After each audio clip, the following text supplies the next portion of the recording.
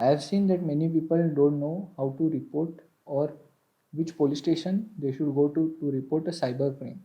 Well, Government of India has launched an initiative where you can report cybercrime complaint online on www.cybercrime.gov.in. So let's see. When we go to the home page of www.cybercrime.gov.in, you will see that there are two types of cybercrime which can be reported using this website. One is report crime against women and children, and report any other cybercrime. Report any other cybercrime includes financial frauds, cyberbullying, cyber stalking, basically everything which is not related to pornography or obscene material. When you scroll down on the home page of the cybercrime.gov.in, you will see that it states that please provide correct and accurate details for prompt action. Let's click on file a complaint. If you are filing any complaint on this website for the first time, read the FAQs and privacy policy of the website. I will click on I accept. In this video, we will see how to report any other cybercrime. So click on report other cybercrime. We will go to a login page. Then click on new user. Since we haven't created a login ID, so we will click on new user. Creating user ID is similar to login. So select state in which you are based in. I will select Maharashtra. Choose the login ID which you want to. I will say NetLogic 20. Phone number. Give your phone number 8711006622. Give the answer the captcha, which is 32. So okay, 32. Get OTP 458123. The captcha has changed, so answer is 22. We'll click on submit. So here we go. We are here, like user profile details. So okay, we'll see. We will go with Mr. Sahil Kadkari. Date of birth. Enter your date of birth. Maybe let's check on this one. 1996. Here we go. Select gender male. ID. Office. Entered. Logic.com.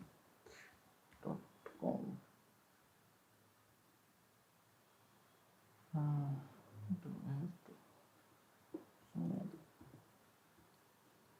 Okay, then then you have to give the present address. Only mandatory thing over here is to give you the district and the state. So I will say Pune city and the state Maharashtra. I will click on update. Okay, pin code. Okay, it is not mandatory state. Okay, fine. 36. Update. Okay, user information successfully saved. Okay, then it will give you an option to report other cybercrime. We'll click on report other cybercrime.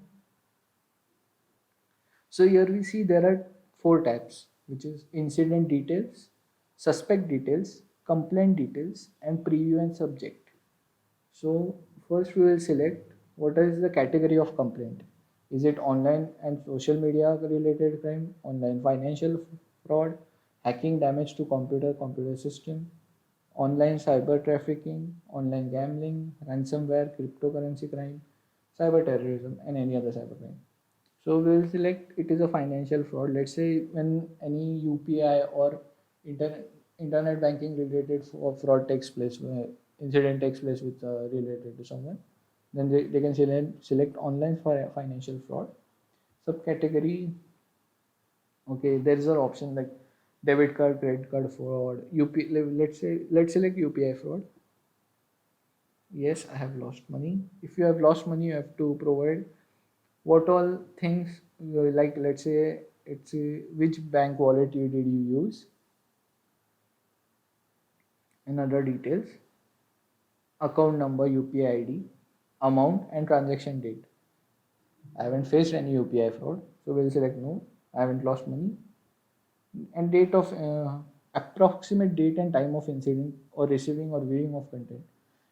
It is best that you give proper details so that they will be able to track the let's say suspect, or they might able to help you recover the amount which you lost. Where did the incident occur? So okay, we'll select website URL or other, and we'll select other media, let's say Google Pay or Paytm or phone pay, whatever, any UPI application. So they select, they say us, they want us supporting evidence such as, let's say okay, I will say cyber law course, and I will, you have to add basically any crime, any evidence you have related to the crime which took place. Then click on the file, select the file, then click on add to add the file to the complaint. So please provide any other additional information. Let's say I will say I got a call from someone asking for my UPI UPI pin, and I by mistakenly by mistake provided the pin, and now I have lost 10,000 rupees.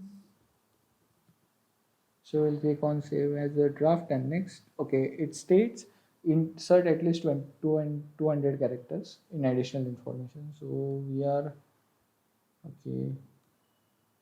We need some more. Okay, so don't do this while you are submitting a cyber complaint. Make sure that you provide as much as information as you can so that police will be able to help you. So we'll save as draft and next.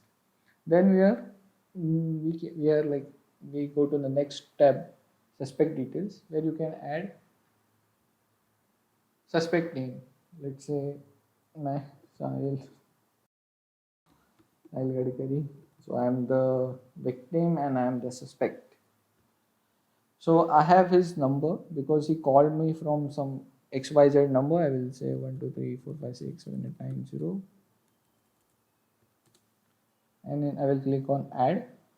I don't have a photo because it was a call, so I cannot provide a photo. I don't have address. If you guys have address or photo of the suspect, you can upload the file just by clicking choose a file. Then click on upload. Then we will save as a draft and next. Then it will ask for complainant details, which are my details basically.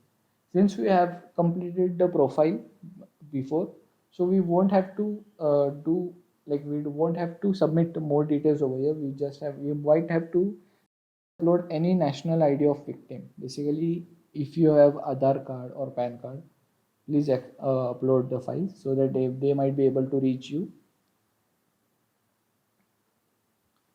You don't know the police station, so you can just leave it blank. You just select the pin code, district, and the country and state details. So we'll click save and preview. Relationship with police. Okay. So sometimes victim can be different and complainant can be different. So here, since I am the victim and I am the complainant, so I am the victim and I am the complainant. If you are not, if you are a complainant but not a victim and you are reporting it for someone else, You can just select the relationship between you and the victim and then go ahead. I will select self preview, save and preview, sorry. So you will see complaint and incident details, what kind of category of complaint, online financial fraud. Is there any delay in reporting? Well, I haven't, there has been no delay. I have immediately reported the crime. Supporting evidence, I have uploaded the transaction ID or the transaction related PDF and any other things. I have provided additional information that I got a call from this number, and they asked for my PIN, or they gave me a QR code and I scanned it, and they said that if you give the amount will get debited now, but it will get credited later on. So you might fall for this. So next is suspect details. The suspect, you might not know the name, but you have a number, and during the call he might have said his name is XYZ. You can just write the suspect name there, that what he said. Suspect address, you might not have the suspect address. Then complainant details, since complainant and victim can be two different people, so you might have to select the relationship between the victim with the victim of the complainant. Complainant address, I agree. Then you press on confirm and submit. Since we are just doing it for educational purpose or awareness purpose, I won't be submitting it. I will just press download PDF for my sake, and then we can go back. And if you want to edit, you can go back and select, you can click on any other tabs and edit the details. There are other options as well. When when you're logged in, you can see you can update mobile number, report cybercrime, check status. If you have submitted any cybercrime before, if you have reported any cybercrime before, you can check status of the crime. There will be complainant ID, search request date, status by police. If they have acted on the complaint, they might update it. Then you can also withdraw the complaint.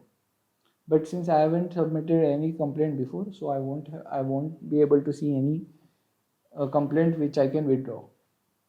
The next thing is, you should provide accurate location details, like address details, because when you submit an online complaint, it will get transferred to a nearest police station, and they have to download the file, then they have to act on it. If your location or address details are wrong about the crime or your details, it might get lost. It might get transferred from police station to another, and one police station to another, and they won't take any action on the complaint, and it will just say that their policy is yet to take action. So it's better to always make sure that you give accurate details. Thank you for watching this video. Please do like and subscribe. And in next video, we'll see how to report crime against women and children, and what are the other things which is required to report that crime. Please share the video, spread awareness how to report a cybercrime online. Take care. Thank you.